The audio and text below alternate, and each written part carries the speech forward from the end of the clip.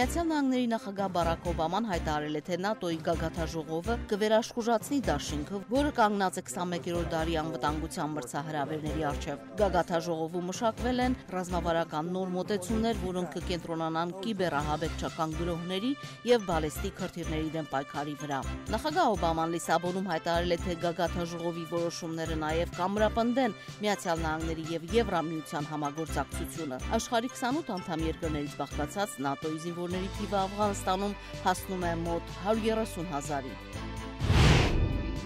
Միացյալ Նահանգների կենտրոնական բանկը պաշտպանում է միլիարդավոր դոլարներ ներմուծելու միջոցով տնտեսական աճը խթանելու Միացյալ Նահանգների ջանքերը։ Կենտրոնական բանկի նախագահ Բեն Բեռնանկեն Գերմանիայում հայտարարել է, թե համաշխարհային տնտեսությանը օգնելու լավագույն միջոցը Միացյալ Նահանգների տնտեսական աճը խթանելն է։ Առանց Միացյալ Նահանգների կենտրոնական բանկի գործողության գործազրկությունը Միացյալ Նահանգներում կարող է աճել, ինչը անընդունելի կլինի, ասել է Բեն Բեռնանկեն։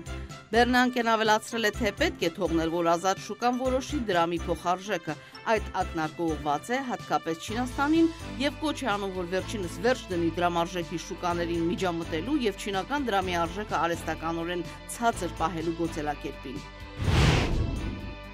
Բազմաթիվ ամերիկացիներ բողոքում են երկրի օդանավակայաններում տրանսպորտի անվտանգության գործակալության կողմից խստացված օրենքների եւ մարդու մարմինը ամբողջությամբ պատկերող տեսախցիկների կիրառման դեմ։ Ակնկալվում է, որ առաջիկա օրերին 24 միլիոն ամերիկացիներ ինքնաթիռով են ճանապարհորդելու գոհաբանության տոնը իրենց հարազատների հետ անցկացնելու նպատակով։ Նրանցից շատերը այդ անվտանգության քննությունը նկատում են անձնական գաղտնիության դեմ ուղղված գործողություն։